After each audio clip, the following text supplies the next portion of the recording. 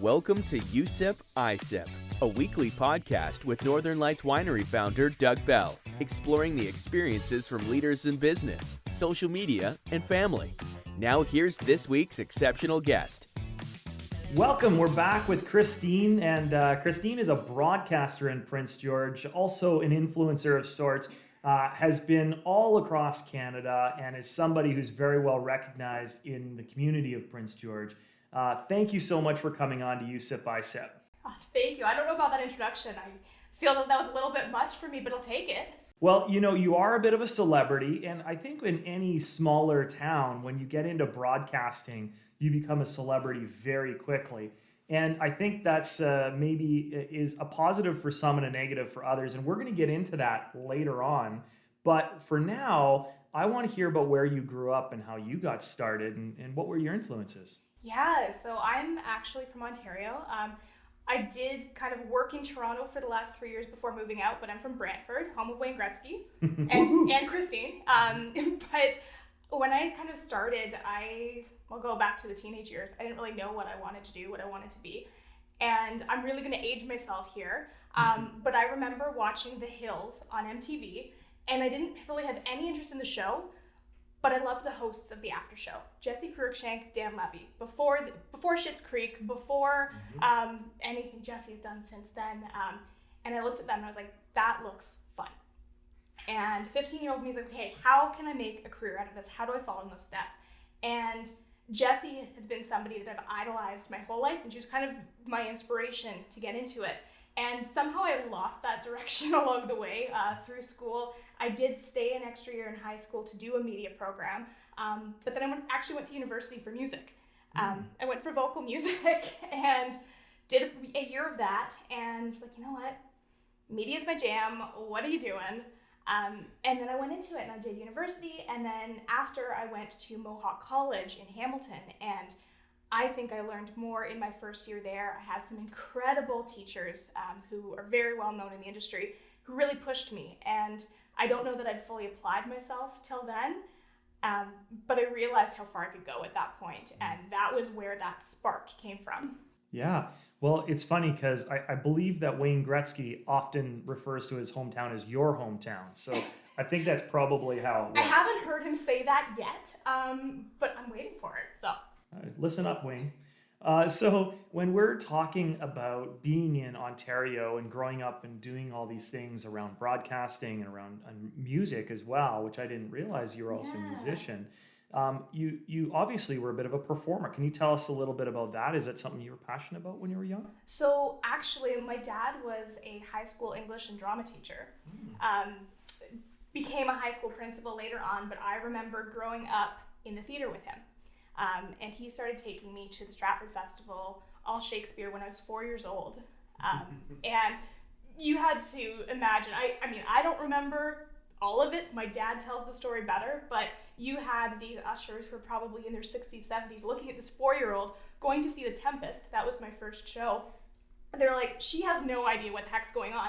And then I actually got the program, and I'm like, this is this character, and this is this character, and this, because my dad had gotten me all these like Stratford or Shakespeare for Kids books. And yeah, so I just had a love there, and we went back every single year, basically until I moved out. So sorry, Dad. But yeah, so that love of theater came from watching, and then I started performing later on. I'm a lover of musical theater, and it's something I haven't been able to do because I've been too busy, but I'm kind of hoping if I ever find some spare time in Prince George that I'll hop back on the stage. Well, we do have some great theater in Prince George, of course, Theatre Northwest and the Prince George Playhouse. And it is an arts culture that is growing in Prince George, both on the amateur side and on the professional side. It's really exciting to see all the movies that are coming to town as well. Yeah. Now, when you realized you were interested in theater, what did you do to maybe enhance yourself? You said you went to school. Was there anything else you did behind the camera early on in your younger years? So, you know what, in terms of the actual media stuff, I didn't really get into it until that victory lap, because I actually was in a drama-centric program through high school. High school's a little bit different in Ontario. It's 9 to 12. I think is it 8 to 12 here? Mm-hmm. Yeah, so it's in grade 9 to grade 12 is high school, and then I did stay. I actually went to a different school because they offered this program, and these were two teachers who I knew through my dad because they'd been co-workers and they actually lived 3 houses down. But they were phenomenal, and we did graphic design, we did video shooting, we did stop motion, we like little bit of everything. And it was a lot of fun. So that kind of, like I said, ignited that spark. And then I went to university and was like, okay, just kidding, we're not going to do media anymore. But brought me back in. Yeah. So media, broadcasting, that is obviously a growing sector, a growing segment. What was it like growing up, and was it something what was easy to get into, or was it really difficult? You know what? I've never really thought about it. For me, because my journey has been all over the place, because I did go back and forth with what I wanted to do, and I think there were a lot of what ifs. I took this winding road, but I've been really fortunate every step of the way, especially once I actually did start my career. I've had people along the way who have been willing to support me and eager to support me. And that's something I've been so thankful for. And I don't think it would have been as simple as it has been, I guess, without that. Can you tell us a little bit about some of those people that were supporting you and getting you in the industry?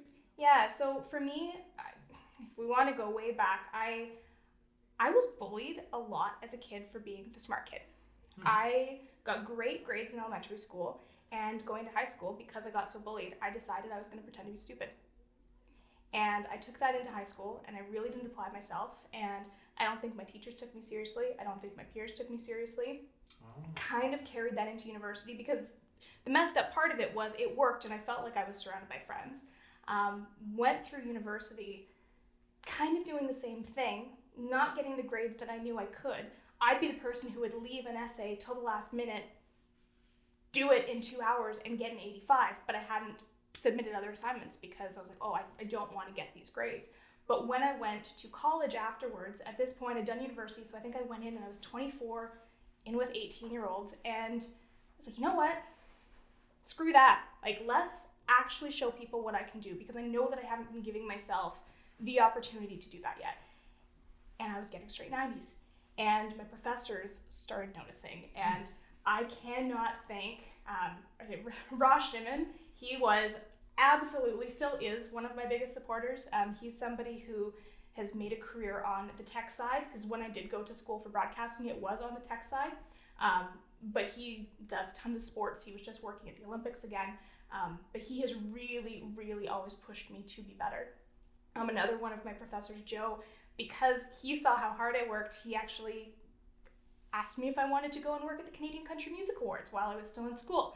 And that ended up being my first real broadcasting job. And initially they'd only actually offered it as volunteer. And I was like, well, it's about an hour away. Let's see if they've got something more. And even though I was training to do all of this broadcast stuff, the only open job they had was to do craft services, which for people, if you're not part of film or television, you're basically the person who's just feeding everybody. You're in charge of the snack table. You make sure the coffee's hot. You're one of the bottom rungs on the ladder. That being said, if you show up and you put in a good attitude and you make sure that things are ready to go, you can talk to people. And I always made sure I was extra prepared, and I used that extra time to get to know the people I was working with, and I kept getting called back for jobs. I want to stay here for a minute. Yeah. I think it's really important for people to hear. I've got a young kid. He's only 2 years old right now, but it won't be long before he's in high school, and obviously peer pressure is a very difficult thing. It's horrible. And you felt like you had to be maybe less intellectual than you really are. Is there like something, do you see this changing, or do you see this still in school where people can't be who they want to be because of these influences? It's tough. I mean, it's been a while since I was in high school, but I do see some of my younger friends who maybe finished later than I did, and I have some friends who maybe have kids who are starting to get to those ages. And it's tough. I don't know how anybody does it with social media now, honestly. I remember only really having MSN Messenger as kind of that way to chat with people online. And with the way that media has changed, I don't know how kids deal with it. I'm sure that it is completely overwhelming. That said, I do think that there's been so much more work towards being yourself, being authentically you. And I just hope that that continues, because everybody should have the right to be who they are. Yeah. And be proud of who they are. Yeah. It's so difficult in this culture that we have now of Instagram and influencers and Snapchat, where the visions that you see of people are often them at their best, or how you would perceive them at their best, and living a lifestyle that you wish you would live. It's a highlight reel. It is. And it's like you go to the beach in Mexico and you've got all these great pictures. But ultimately, being on a beach in Mexico does not make you a happy person. It often, it's nice as a reprieve, but you need to get back to real life. And so the connections you make and the friendships you make can really be the most important thing for you, as well as the support from your family. And you obviously have found some really strong support, which then developed into relationships that would be able to build your career, which is amazing. Doing the Canadian Music Festival, the Canadian Country Music Awards. So this is like, I don't know if you've ever seen the CMAs. It is, yeah. It is huge. It is every country music star in Canada, sometimes some from the States. Yeah. It's a big party. Yeah, and that's your first experience in this world. So the thing is, I think a lot of people would have been nervous. This may get me in trouble right now. I don't like country music. Oh, okay. Well, you're in a tough crowd here, because I love country music. I know, but so this was the thing. So going into that job, I was like, it's gonna be fine. I'm not gonna fangirl. I don't know who any of these people are. Sure, they're great, they're talented. I'm listening to rehearsals throughout the week. But I'll be fine. Like, I can keep my cool. Like, I remember Sam Hunt walking in with an entourage of all these beautiful tall men, and it's like, okay, bunch of great looking guys. Didn't really know who they were though at that point. I did get more of an appreciation for music through listening to some of those rehearsals. That being said, that nerve level changed. I got there on the Sunday before. The awards were on the Sunday, so I was there for a full week before. And somehow I never thought to ask who the host of the show was. Oh. Found out on the Wednesday, Jesse Cruikshank, my lifetime idol. So I'm at my first ever television job, finding out she's going to be there too.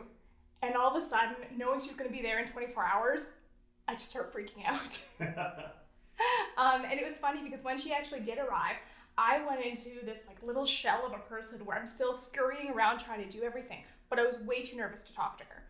And I knew that I had to, and I mean, people say don't meet your heroes. That could not be farther from the truth for her.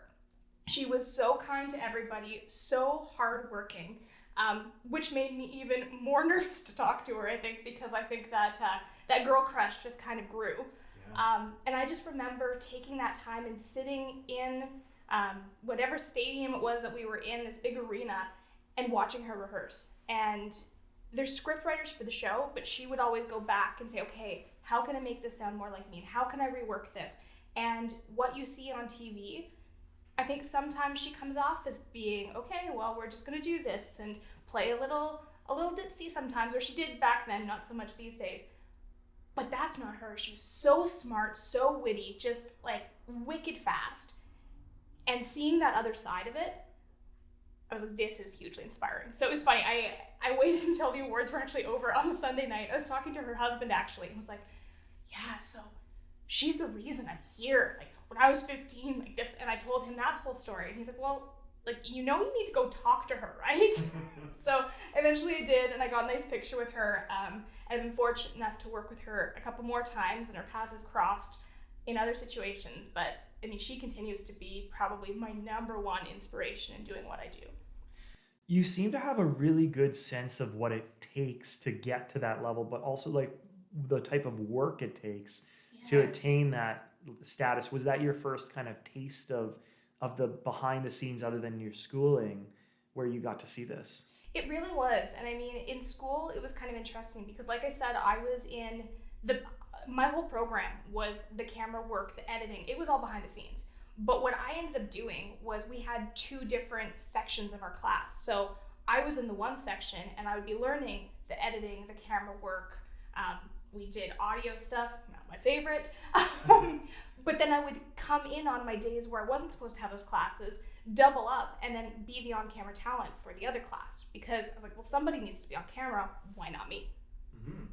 And I think by doing that and already kind of doing the double the work that I probably had to, I was already in that mindset. I'm always going to be the person who gives 110%. So you're fully prepared now. You've done a couple of these shows. What was the next step in your career? Yeah, so I mean, like I said, very, very blessed because the people that I met along the way, they recognized how hard I was working. I was never the person that said, oh, I don't want to get coffee for somebody. I'm above this. I was like, oh, you want coffee? Cool. What do you want in it? Deliver with a smile. And then say, hey, this is what I'm interested in. My name's Christine. And from that, I've gotten to work on The Amazing Race Canada. I worked on the Junos, which is probably my favorite show of all time. The energy in that room is insane. Canadian Screen Awards, which is basically our version of the Emmys. And then most recently, in terms of large scale, I worked for just over a year on a Food Network show called Big Food Bucket List with John Catucci. Wow. Yeah. You've had a really awesome career and so far because you're just getting started in a way. What was there a favorite show that you worked on that you kind of got to do some new things and really learned a lot? You know what? In terms of learning the most, I've learned everywhere that I've been, so it's hard to pinpoint just one. If I go way back, if we go straight, actually was it before the CCMAs? It may have been after, but I got to do an internship through school. So unpaid, I ended up moving to Toronto for 2 months and working at ET Canada. And this has always been kind of that dream and goal for me, was to be an entertainment host on Entertainment Tonight Canada. And I got to meet some more of my idols there. But the 2-month internship, it was really neat because they broke it down where you spent the first month in the production office. So I got to help do the research for, I remember Black Panther red carpet. I wrote a ton of the questions for the red carpet interview for that. And then watching the hosts back, seeing that they were asking my questions and that I was a functioning part of this that made a difference. That was really cool. And then the second half, we got to go into the studio and I was actually doing all the camera work for the show. And they recognized that I actually had technical training, so they made me do more. And they saw that I was eager to do more, so they just kept throwing more at me. Yeah, and I've kept a lot of those friendships since, which have been wonderful. You have been very blessed to be around a lot of successful people and a lot of celebrities. Do you ever step back and say, like, for somebody your age to have met and interacted with so many important people in culture, does that ever kind of struck you as odd or exciting? You know what? I think you're almost trained to not realize it because you always want to be professional in the moment. So even in those early days, I think I thought about it more at that point because I'm like, okay, you can't run and take a picture with somebody. You need to make sure you give them space and do all this. But it almost becomes ingrained into you because we're all professionals. So yeah, when I remember being at Crossroads with some friends in the summer and they were talking about their celebrity stories and they're all kind of going through and have great ones. They're like, well, how about you, Christine? And I was like, I don't know. I'm like, well, I was like, I guess I looked after Shania Twain and like set up her dressing room and stuff and talked to Keith Urban, and I had to figure out when Sting was going to leave the show the one time and then make sure I filled seats. And like, I don't think about that stuff though, because again, I have this respect for everybody. But looking back, I'm like, there have been some pretty cool people that I've run into along the way. I think even one of those people would be probably a highlight of most individuals' lives. And when you're meeting these people, you said that sometimes you can meet your idol and that's not a good thing. In your case, you were able to have a really great experience. Were there other idols that you met? Maybe you don't have to say their names, but is it typical for celebrities to actually be kind and to enjoy the process and to work well with you? Yeah, well, I mean, I think in terms of celebrities, I'm usually just running around like a crazy person on 2 hours sleep. So I don't know that I'm even giving off the best impression at that point. So it's hard to tell. I think most of the people I've come across are lovely. I think we're lucky. A lot of the talent in Canada. We're very polite. We're wonderful. In terms of, I guess, people I've looked up to career-wise, I will say there's a couple people who met them in person, saw them working behind the scenes, didn't have that same respect that I necessarily did after meeting Jesse, but that's life. Yeah. Yeah. Have you ever met any? So my two man crushes are, of course, Ryan Reynolds. Okay, you and my boyfriend both. Yeah, and who isn't, right? Well, and, but and, Blake Lively's mine. So Oh, yeah, we perfect. always say we meet them. He can have Ryan. I'll take Blake, and we great. Be a great double date, I'm sure it would be. And then, of course, Blake Shelton, who's my country crush, and Really? my wife knows that I might leave her for him if I ever had the chance. She'd understand though, I'm sure. Mm-hmm. Okay. I just kidding, Jen.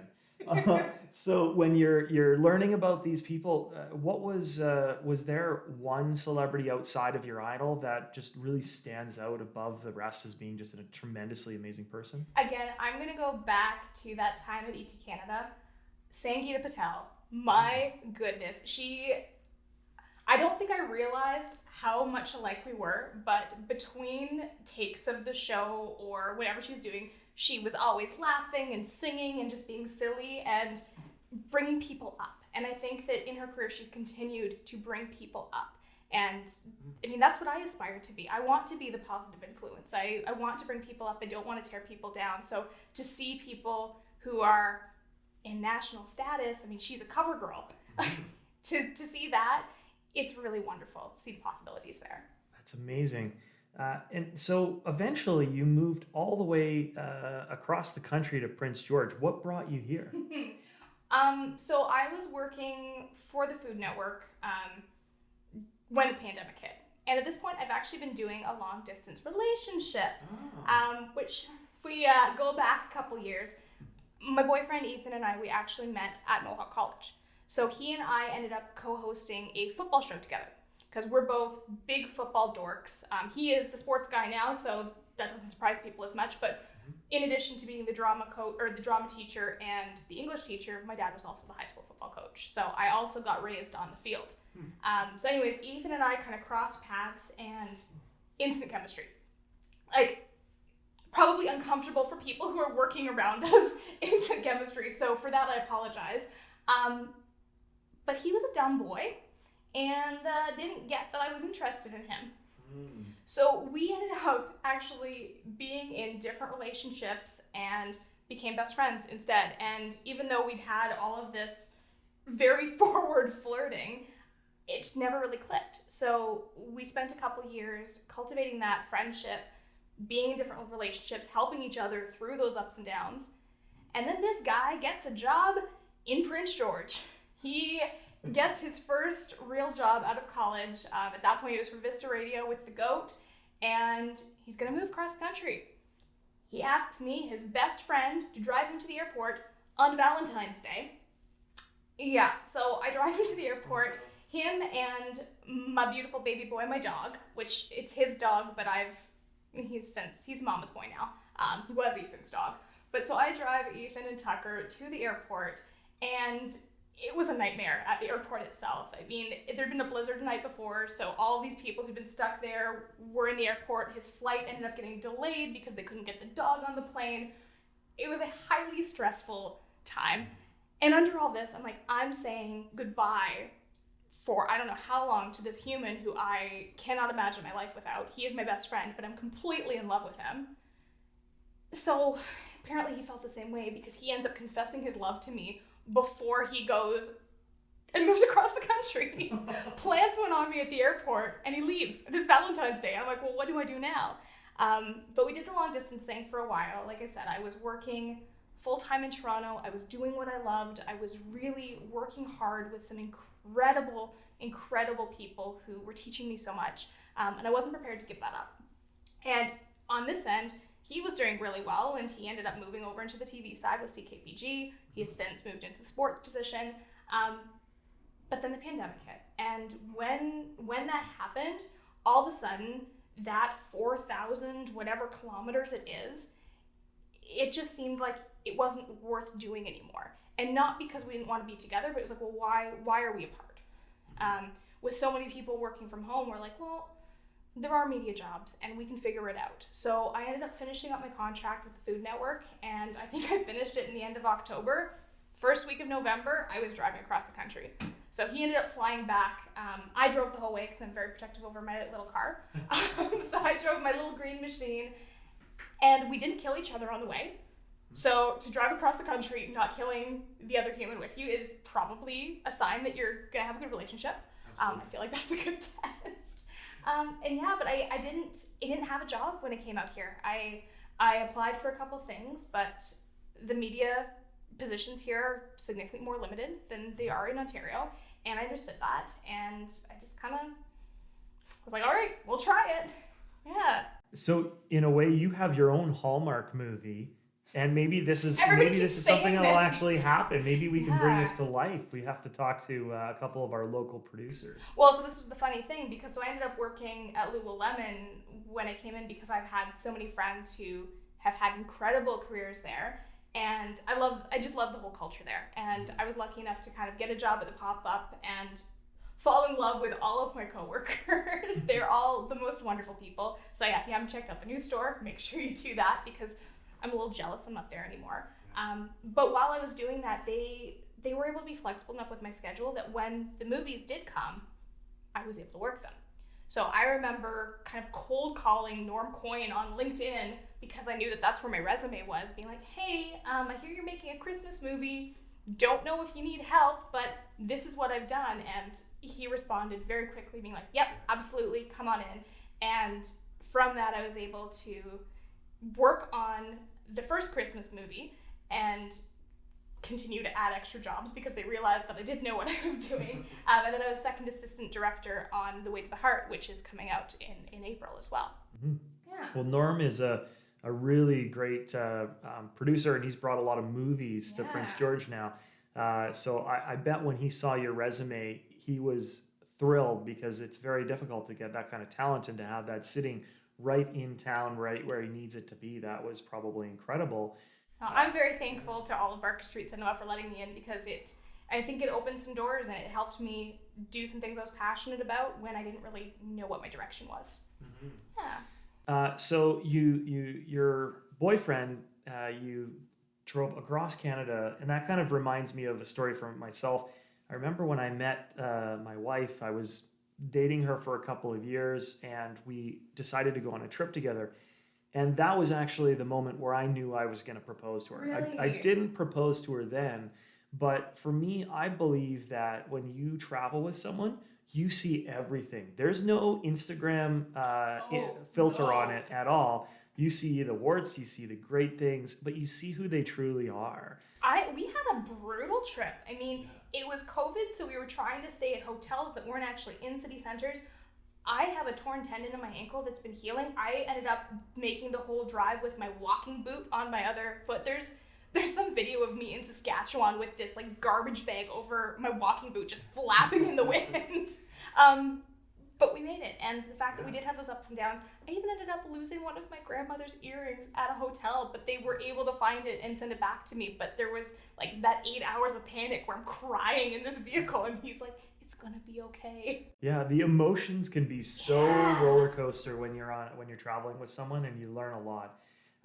But when you get through that, then you really realize, if I can make it through that, I can make it through anything, and that kind of makes that relationship stronger. So you were working in the cinema industry. Now you're working on CKPG today. Yeah. Tell us a little bit about that and how that came about. So it's been funny. I mean, since Ethan was working at CKPG, there's kind of always been whisperings that they wanted to make a lifestyle show. But it was never the right time, because at this point it was during the pandemic. But I visited a couple times, and I'd met some of his friends at the station at the time, and they all kind of said, well, if this ever happens, you'd be a really good fit for it.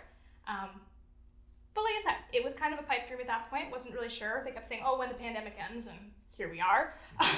Not really sure what tomorrow looks like. But then something changed, and all of a sudden they were able to make it go. So when this job posting went up, he sent it to me immediately. They were looking for a host producer to create a show from scratch. So it was really, the sky was the limit, and they were looking for somebody that they could trust to have a vision to make it happen. And I felt like that was a challenge that I was ready to take on. And I was really fortunate. At that point, they'd already hired Zach Dallas as the co-producer. He was going to be more on the camera, video editing side. And he is my savior in life, to be honest. He's the side of the team that people don't see, but we are a dynamic duo, and we keep each other going through the day. And yeah, so when we started the show, they didn't even have an actual office for us. We had our desks in the studio, so we had like the perfect view of the news. But we were just kind of figuring out what the show looked like. And I actually I designed the sets, did not make them to scale. Felt very bad for Zach and our technical director, Alex, because I was like, okay, guys, this is what I want it to look like. And they looked and they're like, okay, well, you've made this like 20-foot set. We have 9x12 to work with. But somehow they took those ideas that I had and they did make them a reality. And being able to have that team around you who believes in what you want to do, I don't even have words of how thankful I am. And then slowly more people started to realize what it was that we were trying to do. And we started in July. We weren't actually starting the show itself till October.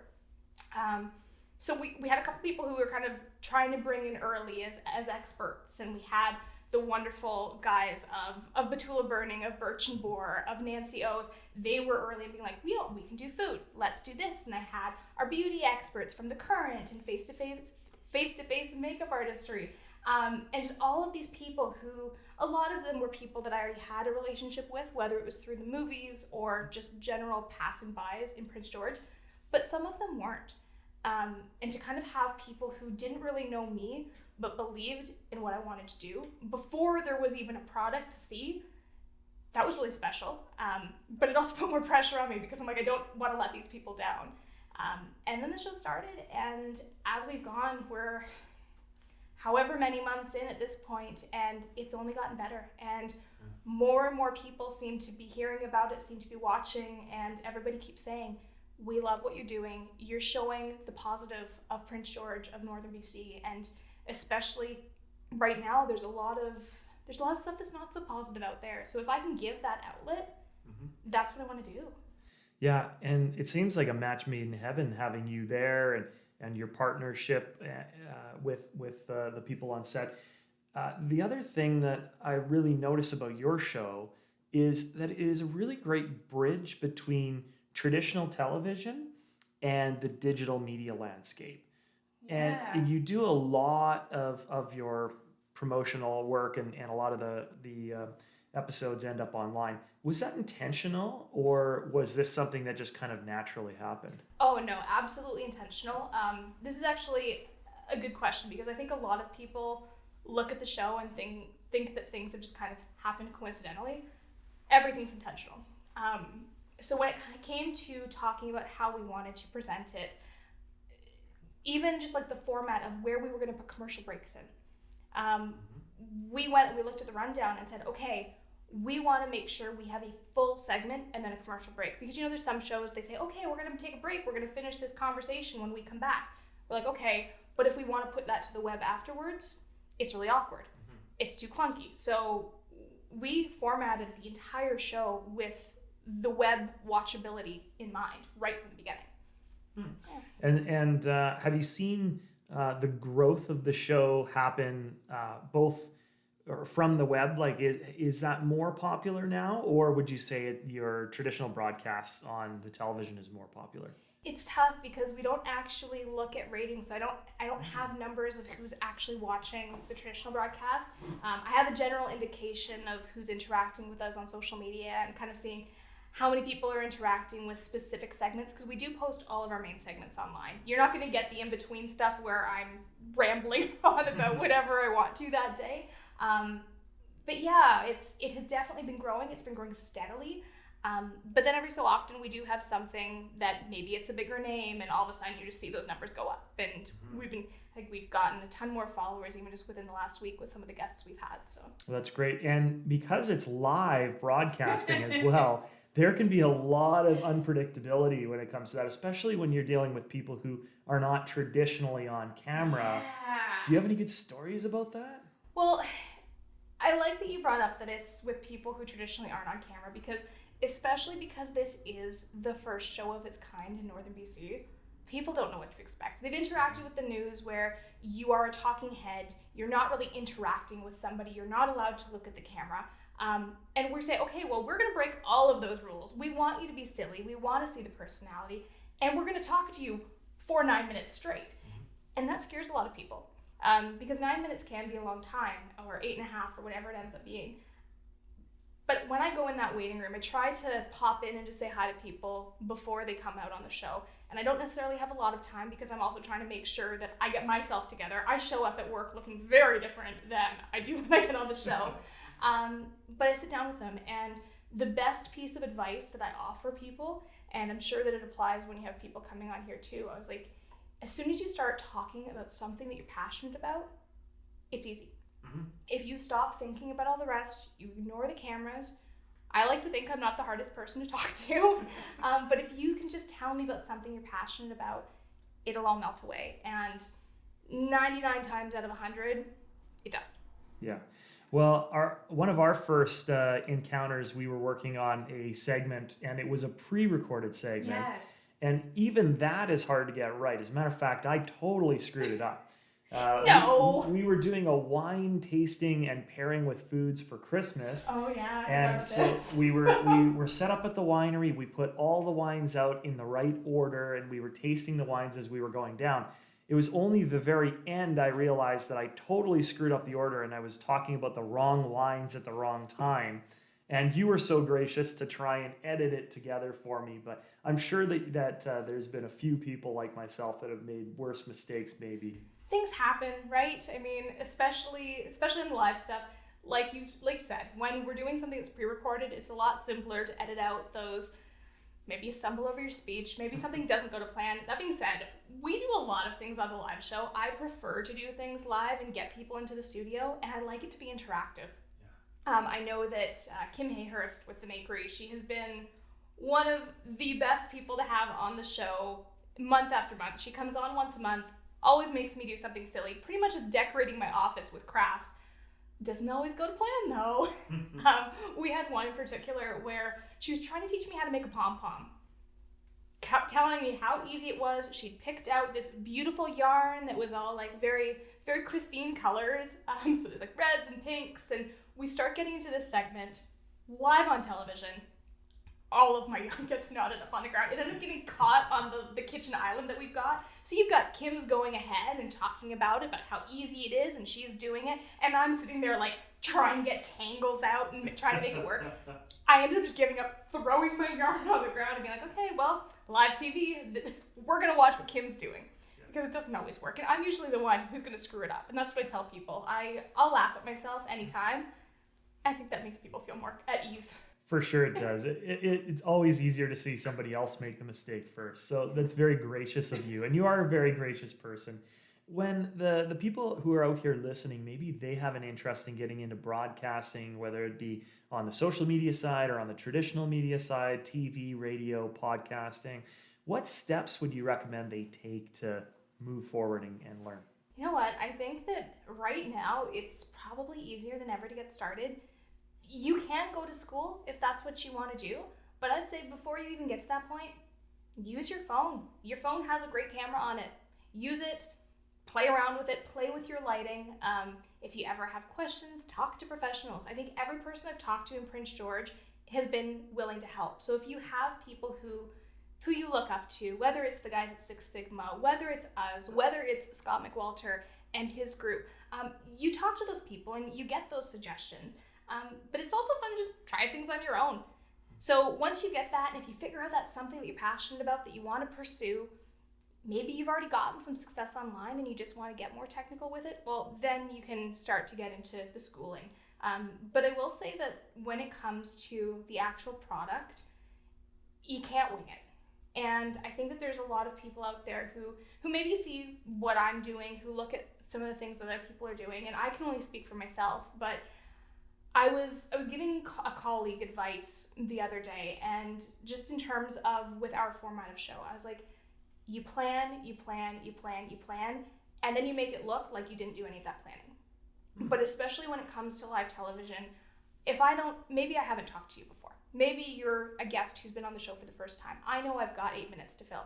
I have a general roadmap in my head of the points that I want to hit and how much time I want to spend on that to keep the conversation flowing. because sometimes people don't open up as fast, or maybe they open up too much and you're talking for longer and longer and longer and you have to figure out how to reel them in. But if you have that plan in your head already, you're not panicking on TV. So I always have like 3 at least different kind of escape plans or routes that I want to work through an interview, and somehow then make it look very casual, and I'll laugh about it, but there's always a plan.